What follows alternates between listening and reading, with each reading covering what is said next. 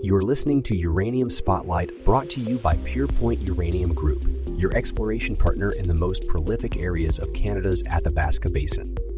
With a collaborative investment model on district-scale projects and validation from industry leaders Cameco, Orano, and ISO Energy, Purepoint is investing in Canada's uranium future. And now your host, Chris Frostad. It's Tuesday, September 9th, 2025, and this week on Uranium Spotlight, spot prices hold steady as optimism builds from the WNA Symposium. The World Nuclear Association warns of a looming supply crunch. The U.S. removes import duties on uranium. Kazatomprom triples exploration. And Bannerman lands its first U.S. utility contracts. The uranium spot price closed last week at $75.80 a pound, down only 10 cents from the week before. The August long-term price remains steady at $80. Trading volumes were light as much of the industry gathered in London for the World Nuclear Association Symposium. Early in the week, activity was almost non-existent. Monday and Tuesday passed with no reported deals. The first move came Wednesday with a small uptick to $76 a pound, followed by a Thursday trade that brought us back to $75.80. By Friday, a few transactions were confirmed, reflecting stronger sentiment coming out of the meetings. Market participants at the symposium were broadly upbeat, with many expecting the price trend to push higher, supported by producer cutbacks and Sprott Physical Uranium Trust's continued fundraising. But there's also caution. $80 a pound is viewed as a psychological threshold, and some wonder how the market will respond if we get there quickly. On the term side, utilities used the London meeting to quietly test the waters. No new contract awards were announced, but active requests remain in the market, and historically we've seen term activity pick up in the weeks following the WNA. That could add support to prices as we move into year-end. If you haven't already, be sure to subscribe to Uranium Spotlight Podcast, available on your favorite podcast platform or on Purepoint Uranium's YouTube channel.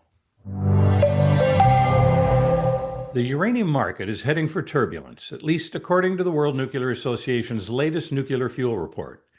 The warning is clear. Many of today's largest producing uranium mines are expected to wind down in the 2030s, just as new projects are taking longer to move into production. Only a few years ago, the development window was estimated at 8 to 15 years. Now the timeline has stretched to 10 to 20 years. High costs and long lead times aren't the only challenge. Financing uranium mines is unique compared to other commodities. Projects can secure funding for years in advance through long-term supply contracts with utilities, but those contracts depend on confidence that the mine will actually come online, and that confidence is increasingly difficult to place. The report projects that by 2030, production from existing mines could fall by half. With more reactors scheduled to come online and fewer pounds available to fuel them, the WNA calls for immediate investment across the entire fuel cycle, including fresh exploration from uranium miners worldwide. The risk is that the world faces not just one, but several supply crunches over the next decade as depletion outpaces new supply. On top of this, the geopolitical backdrop is becoming more unsettled. Russia and China are vying with the U.S. and its allies for influence over uranium supply chains, particularly in Central Asia and Africa. The challenge for Western nations isn't only how much uranium will be available, but whether they'll be able to secure reliable access to it at all. For investors, the takeaway is straightforward. The first supply crunch of the next decade is approaching. How governments, utilities, and producers respond will shape both the nuclear fuel cycle and uranium prices for years to come. The U.S. administration has decided to remove all import duties on uranium and several other critical minerals, easing back from its broader strategy of using trade restrictions as economic leverage. This move carries weight. For months, utilities have been reluctant to commit to purchases. With 99% of U.S. uranium requirements met through imports, the prospect of adding costs on incoming supply left buyers uncertain about the future pricing.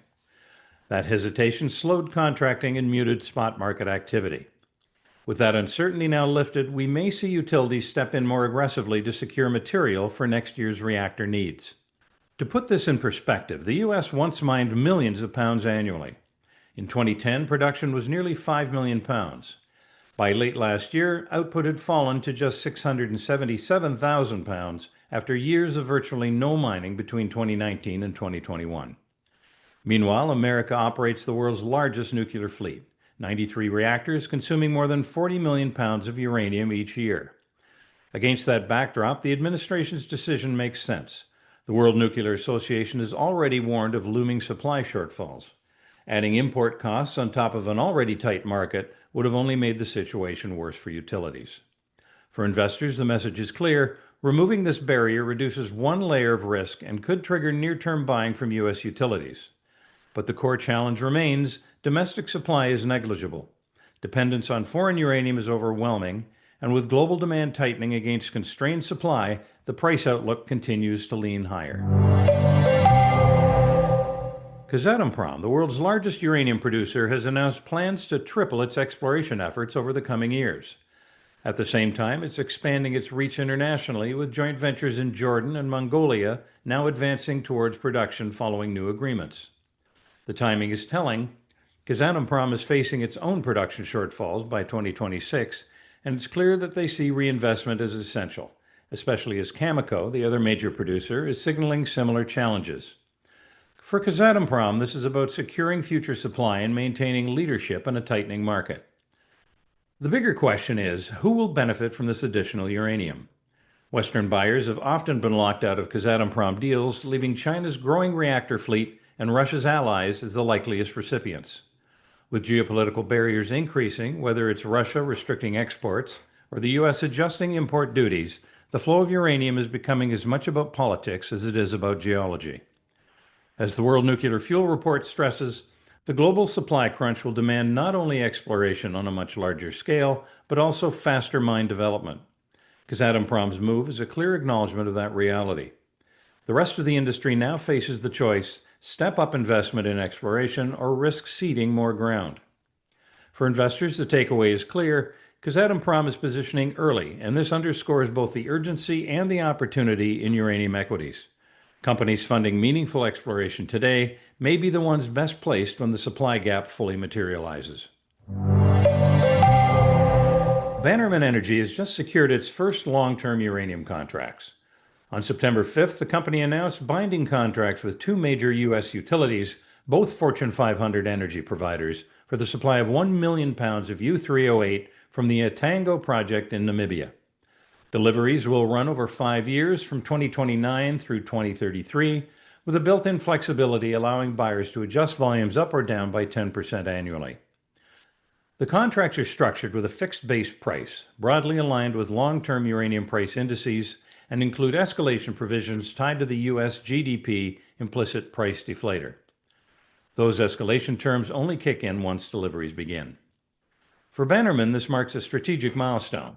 CEO Gavin Chamberlain emphasized that these carefully selected agreements help underpin Etango's path towards a final investment decision, while showing utilities the company's ability to deliver into a tightening uranium market. For investors, the takeaway is clear. These contracts validate Bannerman's credibility as a future supplier, strengthen the financial case for Etango, and highlight growing utility appetite to lock in supply years ahead of need. More broadly, it's another signal that utilities are stepping back into the term market in a meaningful way, an important driver for uranium equities. And that wraps up your Uranium Spotlight coverage for this week. For more news and events from the world of uranium, please tune in next week to Uranium Spotlight. You've been listening to Uranium Spotlight, your weekly podcast dedicated to delivering the latest news and events shaping the uranium fuel market and its critical role in the global energy landscape. Brought to you by Purepoint Uranium Group. Purepoint actively operates a portfolio of advanced uranium projects in the world's richest uranium district and has established partnerships with industry leaders. While our passion for this subject is undeniable, it's essential to clarify that the information presented here is not investment advice. Instead, our goal is to offer an unbiased and comprehensive review of recent events that could impact uranium prices. Join us again next Tuesday for Uranium Spotlight.